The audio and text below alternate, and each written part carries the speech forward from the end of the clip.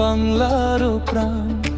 বাংলাদেশে কেন নেই মেটা ও গুগলের অফিস? জবাবদিহিতা নিয়ে নতুন প্রশ্ন। আসসালামু আলাইকুম, আপনি দেখছেন 7 কাল 7 কাল। আমি তাসফিয়া ইসলাম অমি। বাংলাদেশে কোটি কোটি মানুষ প্রতিদিন ফেসবুক, ইউটিউব, ইনস্টাগ্রাম সহ বিভিন্ন সামাজিক যোগাযোগ মাধ্যম ব্যবহার করেন। কিন্তু এত বড় ব্যবহারকারী থাকা সত্ত্বেও মেটা ও গুগলের পূর্ণাঙ্গ স্থানীয় কার্যালয় বাংলাদেশে নেই। এ বাস্তবতাকে ঘিরে আবারও সামনে এসেছে জবাবদিহিতা, সাইবার নিরাপত্তা এবং ডিজিটাল নীতিমালার প্রশ্ন। আজকের প্রতিবেদনে থাকছে এই বিষয়ের বিস্তারিত বিশ্লেষণ।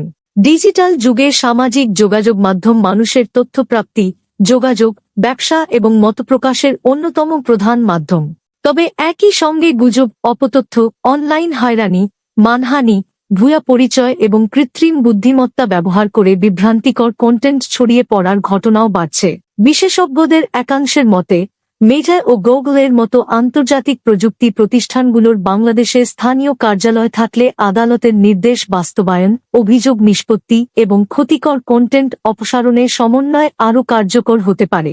অন্যদিকে প্রযুক্তি বিশ্লেষকদের মতে শুধু স্থানীয় অফিস স্থাপনই যথেষ্ট নয়। কার্যকর আইন, স্বাধীন নিয়ন্ত্রক কাঠামো, স্বচ্ছ নীতিমালা, আন্তর্জাতিক সহযোগিতা এবং ব্যবহারকারীদের ডিজিটাল সচেতনতাও সমান গুরুত্বপূর্ণ। ইউরোপীয় ইউনিয়ন, যুক্তরাজ্য, ভারত, অস্ট্রেলিয়া এবং যুক্তরাষ্ট্র সহ বিশ্বের বিভিন্ন দেশে সামাজিক যোগাযোগ মাধ্যম পরিচালনার জন্য পৃথক আইন ও নীতিমালা রয়েছে। এসব কাঠামোর আওতায় প্ল্যাটফর্মগুলোকে নির্দিষ্ট ক্ষেত্রে আদালতের নির্দেশ, তথ্য সুরক্ষা এবং ক্ষতিকর কন্টেন্ট ব্যবস্থাপনায় দায়িত্ব পালন করতে হয়। বাংলাদেশেও অনলাইন নিরাপত্তা, সাইবার অপরাধ প্রতিরোধ এবং অপতথ্য মোকাবিলায় আইন ও নীতিমালা আরও কার্যকরার উদ্যোগ নিয়ে আলোচনা চলছে। বিশেষজ্ঞদের ভাষায় প্রযুক্তির বিকাশের সঙ্গে তাল মিলিয়ে এমন একটি ভারসাম্যপূর্ণ কাঠামো প্রয়োজন, যা একদিকে নাগরিকের মতপ্রকাশের স্বাধীনতা রক্ষা করবে, অন্যদিকে অনলাইন অপরাধ ও ক্ষতিকর কন্টেন্ট মোকাবিলায় কার্যকর ভূমিকা রাখবে।